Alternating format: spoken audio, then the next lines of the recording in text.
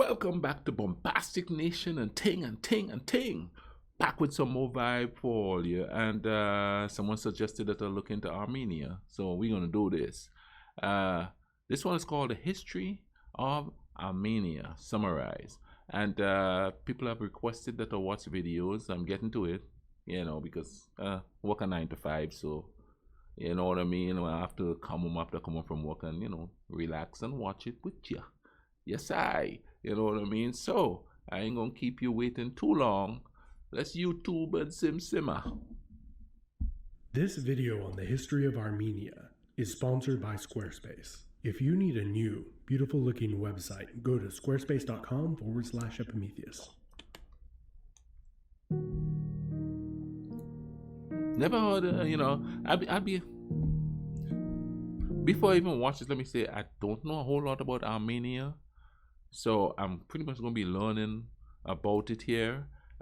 Don't know if this is like a modern section of history or an ancient section of history or just everything up until now. But let's check it out. Armenia is a landlocked nation of approximately 3 million people located in the southern Caucasus Mountain region of Eurasia. It is enveloped by Iran, Turkey, Georgia, and Azerbaijan. Although the modern nation-state of Armenia formed in the 20th century, the region was settled far back in prehistoric times. Really? With some of the earliest permanent human settlements on the planet found there, as well as the earliest remains of a winery and a shoe being found in Armenia. Out of these early cultures developed many small independent city-states, which were protected but disunited because of the mountainous, naturally defensible terrain. These same mountains were rich in a variety of metals, especially silver and copper, one of the components needed for the smelting of the alloy bronze. To the south and west, large expansionist empires formed that began to encroach and raid the mountain people's territory, who in response formed formidable coalitions of kings and tribes, which were largely effective in confronting their imperial neighbors. The Assyrians, who campaigned in the north,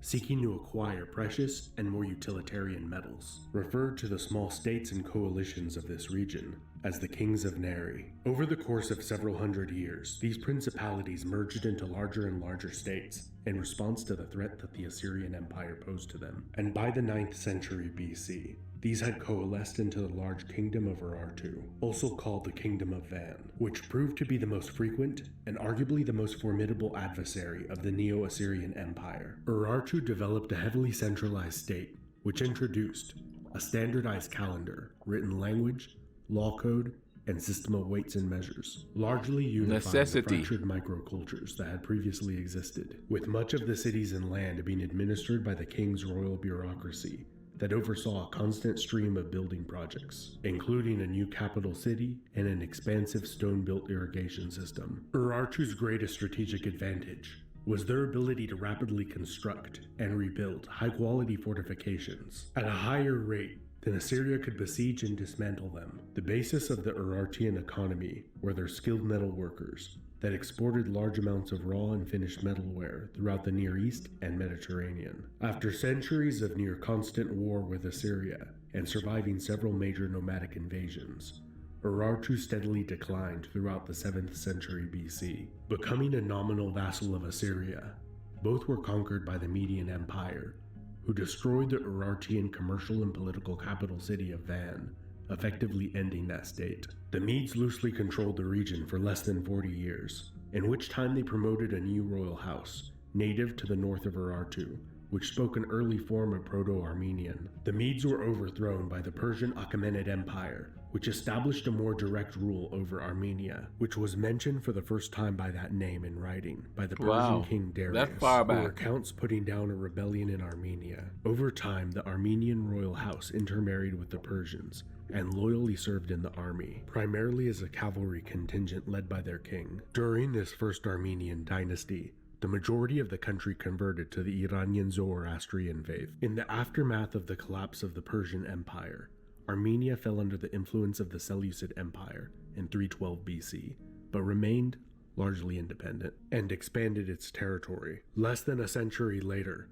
the Iranian Arsacid Empire overthrew the Seleucid Empire, and Armenia was able to gain its independence under the leadership of a new Hellenized dynasty in Greater Armenia, with the western half splitting off and becoming known as Lesser Armenia. These began as very decentralized states, with the Nakharar, or local nobility, acting as autonomous rulers and wielding much of the power within the country. This disunity allowed the Arsacid Parthians to exert considerable influence within the country, even holding an Armenian king hostage and having him rule in absentia. Wow. This foreign influence caused the Armenians to unite during the reign of Tigranes II, who had spent 10 years as a hostage in the Parthian royal court before becoming king. He brought all the Nakharars underneath his control. He then defeated the Parthians and Seleucids and carved out a vast empire. He campaigned deep into Parthian.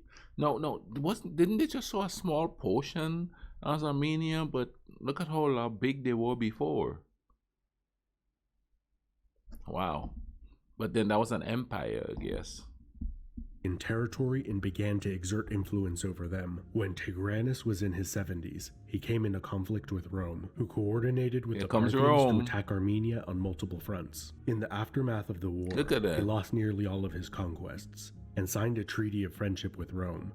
He ruled till he was 85. Armenia avoided annexation by either of its imperial neighbors by strategically switching sides in the delicate balance of power, as it played a major role, bestriding the frequently war-torn border zone to its south, until 12 AD, when a chaotic period began, where both the Parthians and Romans placed kings on the Armenian throne that were favorable to their empire. By 54 AD...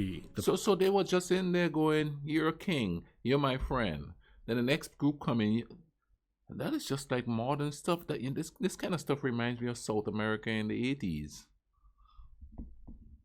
History repeating itself on a smaller scale, I guess.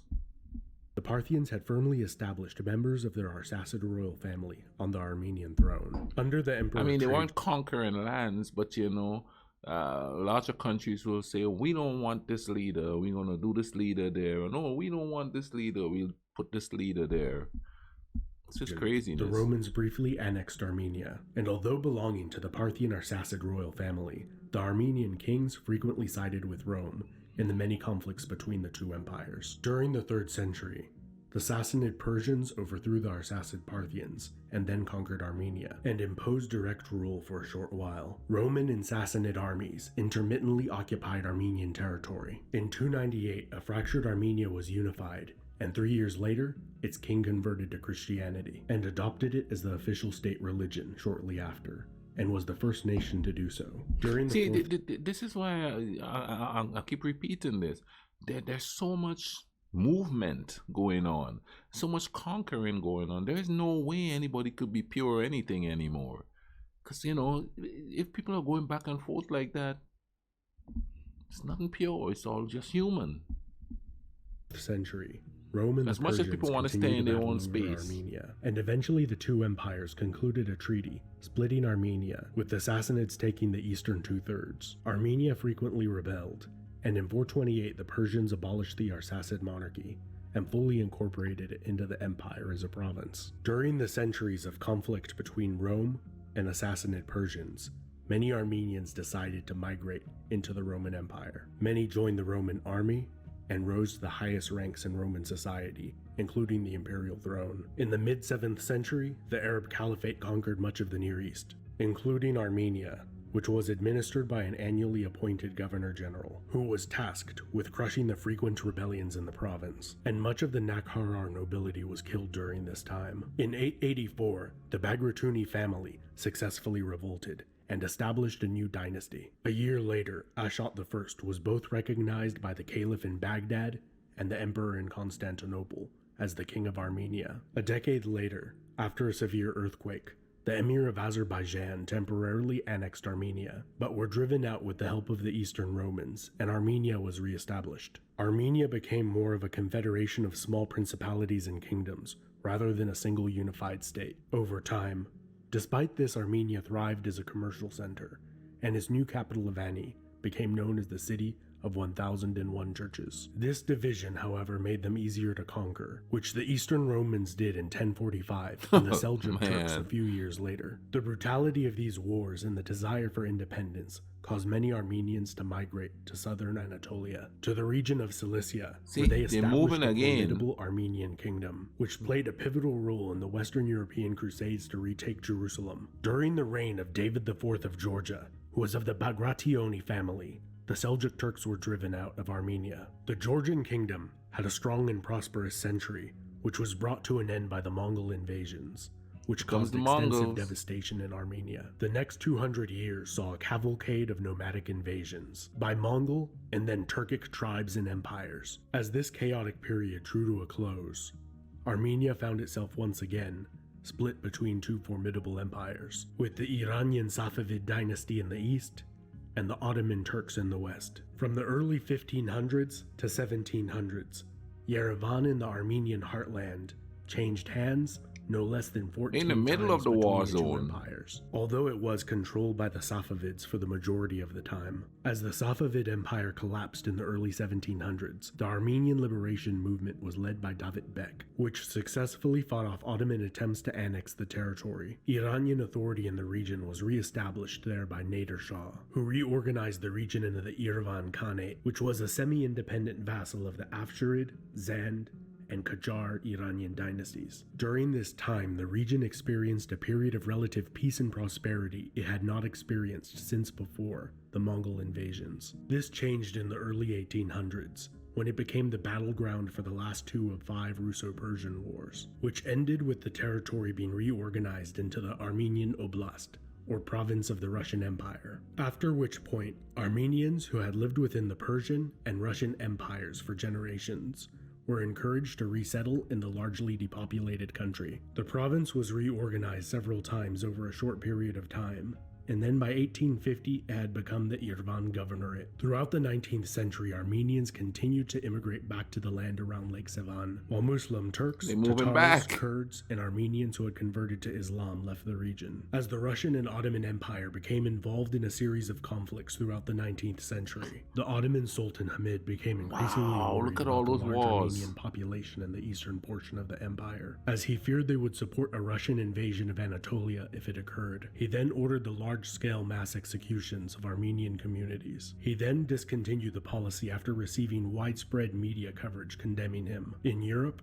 and the Americas. With the outbreak of World War I, the Russians and Ottomans waged large-scale war in the Caucasus Mountains. Again, fearing Armenian support of the Russian Empire, the Ottomans rounded up Armenian intellectuals and community leaders, most of whom were either executed or deported. During the war, the mass deportation of Armenians increased, which occurred under extremely harsh conditions, and up to 1.5 million people are estimated to have died. In the tragic and complex events surrounding this that continued until 1920, following the Soviet Revolution in Russia, Armenia experienced a short period of independence before being annexed by the Soviet Union in the events following the Armenian-Azerbaijani War, and was united with its neighboring regions into the larger Transcaucasian Soviet Republic, and was reorganized in 1936 into the smaller Armenian Soviet Socialist Republic. And following the collapse of the Soviet Union, in 1991, Armenia became the current Republic of Armenia. This has been Epimetheus,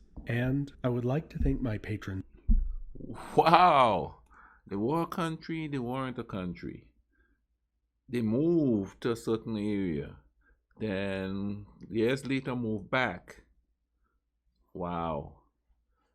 Wow, that's a tumultuous history right there. I mean, just to be switching half here, half there, a whole here, and more people came. Wow. That's interesting stuff right there. Imagine learning all of that in school.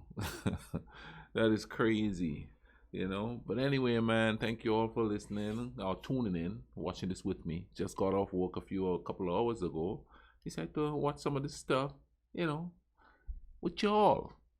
You know what I mean? But don't stop. Keep watching. Click the box here or the bubble up there and just keep watching that stuff that I have up there in the educational section. And we can all learn some stuff about each other in the meantime. You understand what I'm going to say? I'm going to leave a link in the description for you guys to go check this out. I had to stop and think there to make sure I'm saying it right. I always mess that up. Always.